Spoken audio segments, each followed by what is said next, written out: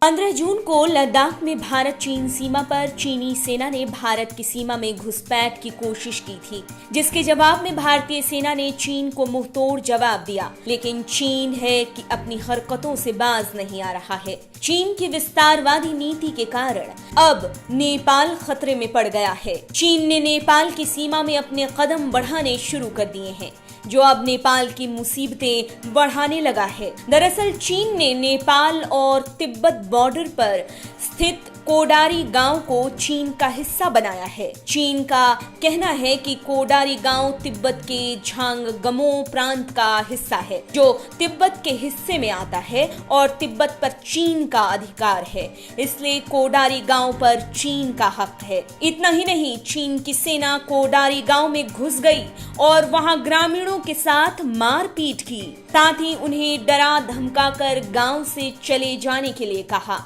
चीन की सेना अब तक 11 गांवों पर अपना कब्जा कर चुकी है। कोडारी गांव काठमांडू से सटा हुआ है, जो तिब्बत और नेपाल को एक दूसरे से अलग करता है। चीन ने बॉर्डर पर लगे 96 पिलर में से कई पिलर हटा दिए हैं, जिससे दोनों देशों के बीच तनाव बढ़ने लगा है। नेपाल की संसद में विपक्ष के 3 सांसदों ने चीन की इस हरकत के खिलाफ कार्रवाई करने की मांग की है। साथ ही नेपाल के पीएम से चीन को मुंहतोड़ जवाब देने को कहा है। हालांकि आपको बता दें कि बीते कुछ समय से नेपाल भी भारत की जमीन को अपना बताने की कोशिश कर रहा है। ऐसे में सूत्रों की माने तो नेपाल के ऐसा करने के पीछे चीन का ही हाथ हो सकता है। लेकिन चीन अब नेपाल के साथ जो कर रहा है, उससे ये बात तो साफ हो गई है कि चीन कभी भी किसी का सगा नहीं हो सकता।